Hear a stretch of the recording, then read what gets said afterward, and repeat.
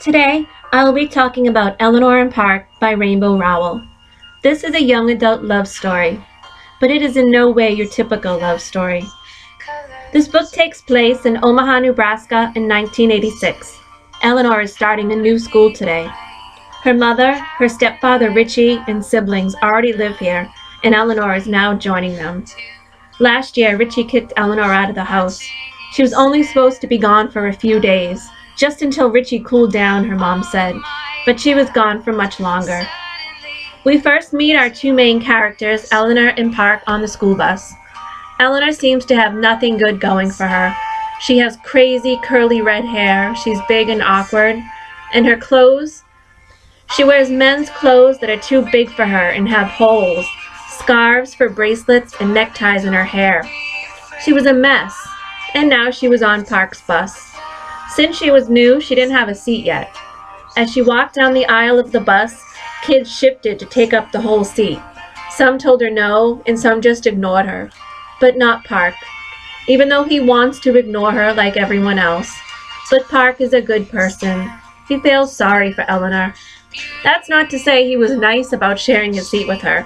He even swore at her while telling her to sit down. But still, that's nicer than anybody else was to her.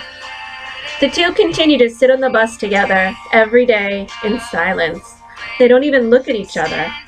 Park listens to music on his Walkman and reads comic books. It's their mutual love for comics and music that will bring them together. When Eleanor and Park do start talking, we learn about their families. They're very different families. Eleanor's family is dysfunctional, to say the least. They don't have much money. All 5 children have to sleep in one room, with the boys all sleeping on the floor. Toothbrushes are even a luxury item that they don't have. They all live in fear of Richie, even Eleanor's mom. He's physically abusive to her and mentally abusive to everyone else, especially to Eleanor. Park's family is the opposite. They're very stable. He lives with his mom, dad, and brother, and right next door to his grandparents. Park's parents are still very much in love, and they all spend a lot of time together as a family. Park's life isn't perfect. His father is very judgmental and critical of Park, but his mom is very strong, and she has no problem standing up for her son. Eleanor and Park continue to have their fair share of problems, but they're very much in love. I said before that this is not your typical love story, and it certainly doesn't have your typical ending. But you'll have to read it to find out what happens to Eleanor and Park. This book is told in alternating voices of Eleanor and Park, and the writing is just fantastic. You could open up to almost any page and find a great quote. The dialogue is great. The characters are so real and well developed. You will fall in love with them, you will cry with them, and you will get angry with them.